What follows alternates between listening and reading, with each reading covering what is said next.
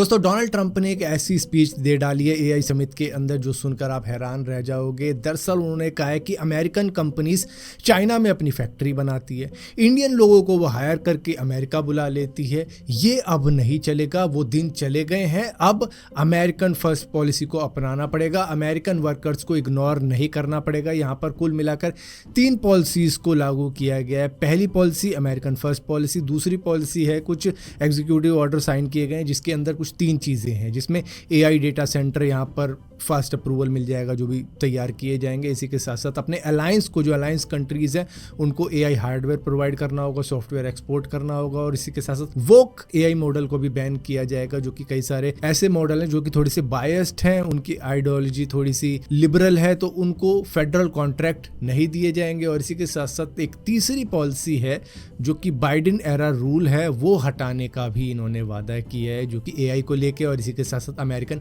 Values को लेके है। तो यहाँ से ये पता लग रहा है कि ये नहीं चाहते हैं कि चाइना में फैक्ट्री लगे और इंडियंस को हायर किया जाए। यहाँ पर ये साफ साफ कह रहे हैं कि चाइना में फैक्ट्री लगाने की बजाय आप अमेरिका में फैक्ट्री लगाओ, इंडियन को हायर करने की बजाय आप अमेरिकन को हायर करो, उनको इग्नोर मत करो। तो यहाँ पर अमेरिकन फर्स्ट पॉलिसी के बारे में इन्होंने साफ साफ खुले शब्दों में कहा है, कंट्री का नाम लेके, जिसमें इंडिया, चाइना, आयरलैंड आ रही है। Many of our largest tech companies have reaped the blessings of American freedom while building their factories in China, hiring workers in India, and slashing profits in Ireland. You know that? All the while dismissing and even censoring their fellow citizens right here at home. Under President Trump, those days are over. We need U.S. technology companies to be all in for America. We want you to put America first. You have to do that. That's all we ask. That's all we ask. दोस्तों UP के गाजियाबाद से एक शख्स को arrest किया गया है जिसकी उम्र 47 साल है, जिसका नाम हर्षवर्धन जैन है, जो कि एक फेक एम्बेसी चला रहा था, जिसका वो एम्बेसडर बना फिर रहा था। नाम था वेस्ट आर्कटिका, जिसको ये कहता था कि ये एक कंट्री है जहाँ का मैं एम्बेसडर हूँ और वहाँ पर मैं आपको भेज सकता हूँ। इसी तरीके से सरबोगा, लुडोनिया, पुलविया, इस तरीके की माइक्रोनेशंस को, जिसको इंटरनेशनल लेवल पे कोई भी रिकग्नाइज नहीं करता है, उनका ये एम्बेसडर बन के लोगों को बेवकूफ़ बना रहा था कि मैं आपकी वहाँ पर जॉब लगवा दूंगा, मैं आपको वीज़ा दिलवा दूंगा, सिटीजनशिप दिलवा दूंगा, इस तरीके की बातें करता था। इसने दरअसल एक लग्जूरियस घर किराए पर ले रखा था और वहाँ पर इसने फ्लैग लगा रखे थे, स्टैंप लगा रखे थे, फेक पासपोर्ट बना रखा था, कुछ MEA की सील्स भी इनने बनवा रखी थी। और इसी के साथ साथ मोदी जी के साथ में और कुछ पॉलिटिशियंस के साथ में इसने अपनी फ़ोटो को फोटोशॉप कर रखा था और दिखाता था कि मैं अच्छा खासा बंदा हूं और लोगों के पैसे ये इसी तरीके से ऐंठ रहा था। जब पुलिस ने वहां पर छापा मारा तो इसके पास से 45 लाख रुपए कैश मिले, कुछ फॉरेन करेंसी मिली, इसी के साथ साथ 4 लग्जूरियस कार मिली, 12 डिप्लोमेटिक पासपोर्ट मिले, 18 नंबर प्लेट मिली और इसी के साथ साथ पैन कार्ड, आधार कार्ड। ये तो नॉर्मल सी बातें हैं जो कि इनसे मिली है। अब यहाँ पर कई सारे लोग सोचेंगे वेस्ट आर्कटिका क्या है। दरअसल 1990 के वक्त में कर्टिस DCR नाम का एक अमेरिकन सिटीजन था जिसने कि एक अनक्लेम्ड रीजन, जिसको मैरी बायड लैंड कहा जाता है, उसको क्लेम कर दिया था, जो कि अंटार्कटिका का एक हिस्सा था। और वहाँ पर अपना फ्लैग लगा दिया था कि ये वेस्ट आर्कटिक मेरा है, यहाँ पर वेबसाइट बना दी, कई सारी चीज़ें कर ली थी उसने। लेकिन इसको अभी भी इंटरनेशनल रिकग्नाइज नहीं किया गया, ना ही यूनाइटेड नेशन ने इसको माना, या ना US ने माना, ना इंडिया ने माना, तो किसी ने भी इसको माना नहीं। लेकिन इस बंदे को लगा कि अब इसी का फ़ायदा उठाया जाए कि इन माइक्रोनेशन में भी लोगों को भेजा जा सकता है। ऐसा बोलूंगा तो कोई मुझे पकड़ेगा नहीं। दोस्तों मोदी जी UK विजिट पे गए हुए हैं, जहां पर वो UK के प्राइम मिनिस्टर सर कियर स्टारमर से मिले हैं और उनसे मिलने के बाद में इन दोनों ही कंट्री के बीच में फ्री ट्रेड डील का कॉन्ट्रैक्ट साइन हुआ है, जिसके अंदर दोनों ही कंट्री को काफ़ी ज़्यादा फायदा होने वाला है। सबसे पहले UK का फ़ायदा देख लेते हैं। दरअसल इंडिया में जो UK के गुड्स होते हैं, चाहे वो स्कॉच, विस्की, लग्जूरियस कार या फार्मा, जो भी चीज़ें आती हैं, उन पे लगने वाली ड्यूटी को अब घटाकर 3% कर दिया गया है। पहले वो काफ़ी ज़्यादा हुआ करती थी, लेकिन इस ट्रेड डील की वजह से काफ़ी ज़्यादा कम हो चुके हैं। मतलब 3 से 5% बिल्कुल ना के बराबर ही हो गया है। इससे 4.8 बिलियन पाउंड्स का फ़ायदा होने वाला है UK को, उनकी इकोनॉमी को इतना ज़्यादा ज़्यादा प्रॉफिट होने वाला है। इसी के साथ साथ यूके के अंदर 2200 नए जॉब्स भी खुलेंगे जिसमें इंडिया इन्वेस्ट करेगा। इसी के साथ साथ ब्रिटिश कंपनीज़ को इंडिया का भी एक्सेस मिलेगा, वो आसानी से यहाँ पर आ सकती है। और इलीगल माइग्रेशन और बॉर्डर कंट्रोल पे इंडिया के साथ मिलकर ये दोनों ही कंट्री काम करेंगी कि मतलब इलीगल जो माइग्रेंट्स होते हैं जो यूके के अंदर पहुंच जाते हैं उनको कंट्रोल करने में अब ये एक दूसरे की हेल्प करेंगे। और इसी के साथ साथ इंडिया का फ़ायदा ये होगा कि यूके में इंडिया के गुड्स पे ड्यूटी कम लगने वाली है, यानी कि कपड़ा, ज्वेलरी, सी फूड या मशीनरी जो भी इंडिया एक्सपोर्ट करता है यूके के अंदर उस पर अब इम्पोर्ट ड्यूटी काफ़ी कम हो जाएगी। इसी के साथ साथ इंडिया का एक्सपोर्ट इससे बढ़ जाएगा।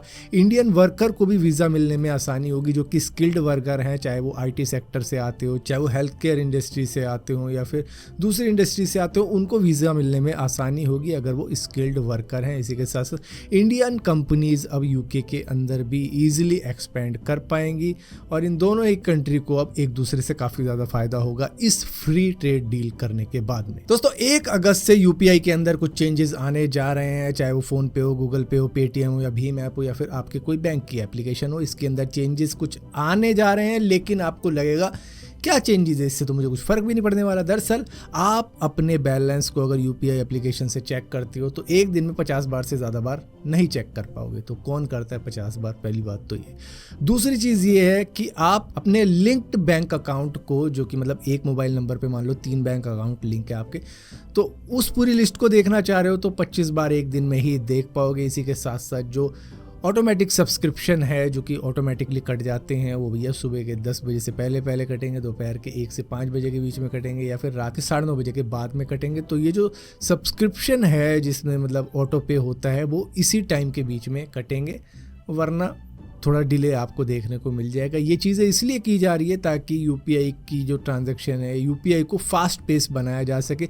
इसी के साथ साथ फेल ट्रांजैक्शन को भी अगर आप देखना चाहते हो तो वो आप 3 बार ही देख पाओगे, वो भी 90 सेकंड के गैप के बाद में। तो बताया कुछ इसी तरीके से जा रहा है कि भैया ये इसीलिए किए गए हैं ताकि UPI और तेज़ हो जाए, रिलायबल हो जाए और जो आउटरेज होती है वो ना हो आगे चल के। दोस्तों आमतौर पर जब भी लोग अंडे खाते हैं, अंडे लेके आते हैं, उनको यही लगता है कि ये वैसे एग नहीं है जिनमें से मुर्गी का बच्चा निकलेगा क्योंकि ये इनफर्टाइल है, मतलब कि इसमें से बच्चे नहीं निकलेंगे। लेकिन चाइना के अंदर एक महिला जो कि क्वीन गाडुआ नाम की एक जगह पर रहती थी, वहाँ पर वो 90 अंडे लेके आई और उन्होंने अपने किचन के अंदर उनको रख दिया और वो 2 दिन के वेकेशन के लिए घूमने चली गई थी अपने गांव के घर में। और उसके बाद में जब वो महिला अपने घर में वापस आई तो वो क्या देखती है कि उनके घर में 70 से ज़्यादा मुर्गी के बच्चे हो चुके हैं क्योंकि 70 एग फर्टिलाइज हो चुके थे। और वो कैसे हुए थे? दरअसल इनके किचन ने इंक्यूबेटर की तरह काम किया क्योंकि वहाँ पर समर चल रहा है और उसकी हीट ने इन मुर्गी के जो भी अंडे थे उनको वो एनवायरनमेंट दे दिया जिसमें कि एग